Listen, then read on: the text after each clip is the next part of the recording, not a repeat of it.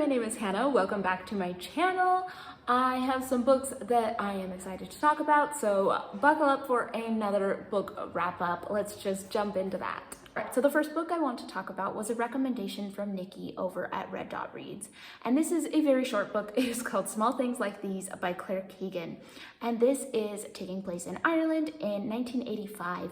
And we have a coal merchant, and he has a family. He's a good, upstanding man in the town.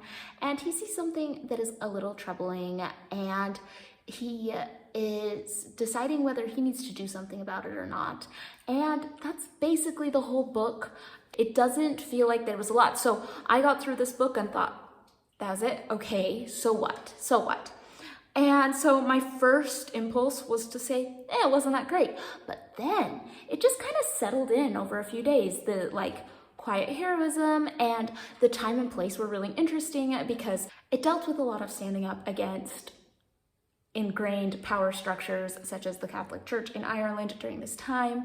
And I thought that that was really an interesting look at things. Sure, it wasn't the loudest book, but I thought that it had some really interesting things. So what tipped me off that I liked this more than I initially thought was my mother called and said, what should I have my book club read? What have you read recently? And this book came to mind. I just feel like there's more that can be delved into with this book. It was quiet, it was small, but it had some really interesting things. So I think it was worth a read. This book made it on my list because of the channel Books Cause Insomnia, so I will make sure to link that down below.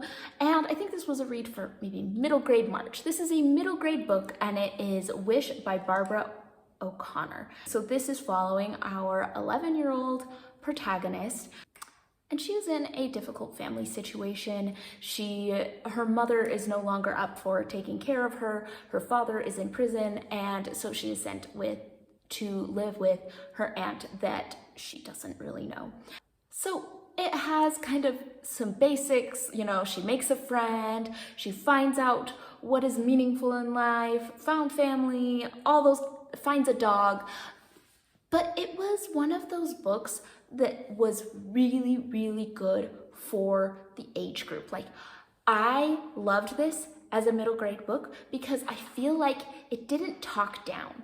You know how sometimes you read a middle grade book and you're like, okay, well, maybe a 10-year-old would really love this book, but as an adult, I roll my eyes at it. And I think that this book managed to have some morals, have some lessons, but without being overly preachy or talking down or explaining too much. It wasn't that the main character, Charlie, it wasn't that she got lectures about how to be a good person.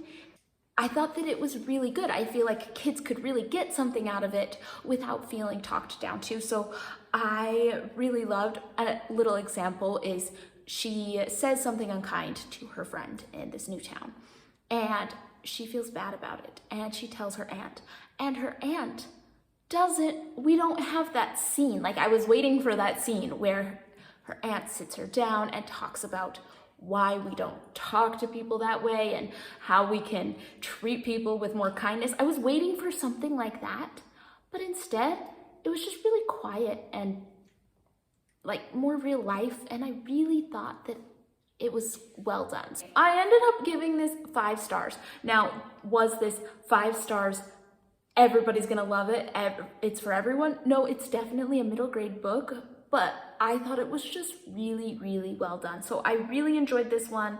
I think if you have kids, they would enjoy it. And even as an adult, I found the story to be very heartwarming and meaningful.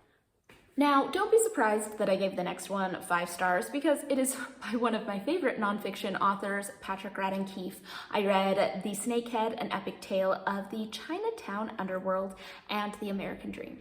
And this was a very interesting look at Chinese immigration in the United States and human smuggling and underground crime, and there were so many interesting facets of this, and it was well researched, super interesting. Now, will I say this is my favorite Patrick Radden Keefe book? No, I feel like some of his other books feel a little more pressing in like subject matter, in like everybody needs to read Empire of Pain. Everybody should read that. Everybody has been affected by this.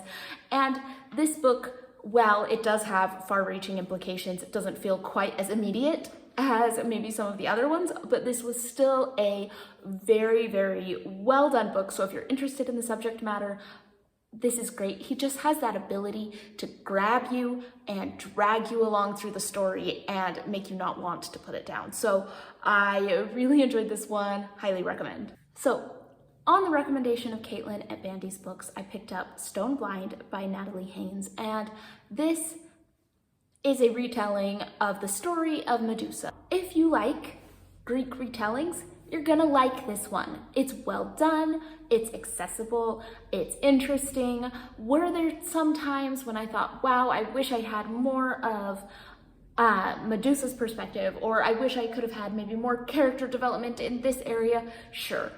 But overall, I enjoyed it. Is it my very favorite Greek retelling? Probably not, but it was good. I had a great time. I enjoyed it. So nothing negative really here. I think if you like Greek retellings, pick this book up. You're gonna enjoy it. Finally, I would like to talk about the book, The Honey Bus, a memoir of lost courage and a girl saved by bees by Meredith May. And this was a really nice memoir. She is talking about her life when her parents were divorced and her mother took her and her brother to live with their grandparents. This book is dealing with a lot of difficult subjects. She is with this mother who does not want to be a mother, who is sinking into her own depression, her own issues, and does not want these kids. Then we have these grandparents, the grandmother who wasn't prepared to be a mother again, and this grandfather who is portrayed as the patient, loving savior of the story. And him and his beekeeping, that is what keeps Meredith afloat, is that she has this grandfather who loves her when her mother is neglectful and at times abusive and her grandmother doesn't want her there. Her grandfather loves her and helps her come to terms with things by teaching her about bees. Now, I really did enjoy the beekeeping aspect. I think that there were lots of facts and interesting things about bees. So if you're interested in bees, this is fun for that.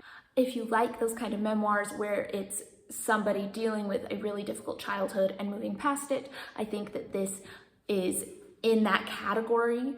I think my only complaints were that there were a few things that I just feel like the author maybe hadn't processed very well. There was a lot of this like hero worship of her grandfather, her step-grandfather, that she felt like loved her and cared for her. And he watched some of these horrible things going on and didn't do anything. And somehow she never really acknowledged that he didn't help in situations that were unsafe. And I just feel like it wasn't processed very well. You know how sometimes, and memoirs, they're very subjective. It's how somebody is processing their life, and I appreciate that. It just felt like the author hadn't really taken a step back and seen everything in a clear light. So the book is told very much like, the first part feels very much like a novel almost. Of course, as an adult, you're not going to remember individual conversations as a 5-year-old, which doesn't mean you can't write your memoir as an adult. I just think that the part of the book where she was most in tune with her emotions and was able to talk about how she felt was at the time when she was young. And then when she was older and those emotions were closer, it didn't feel like she was very in touch with things that were going on, if that makes sense. So I think that was maybe where the disconnect came for me. Just this really detailed, involved account with all of her thoughts and feelings as a young child, And then as she went through her teenage years, almost more of an emotional disconnection and an inability to really process some of those difficult things. But overall, I did enjoy this. I mean, it was a very, okay, she's overcome, she's going to college, she's becoming a successful person and moving past this difficult childhood. It was one of those kinds of stories, and I think overall it was really good, and some of the stuff about the bees was very interesting. There were just a couple things about how the story was presented that seemed a little bit like something was missing. And that is what I have read the past little while. If you have any thoughts on these books, please leave them down in the comments below, and I will see you all on the next one.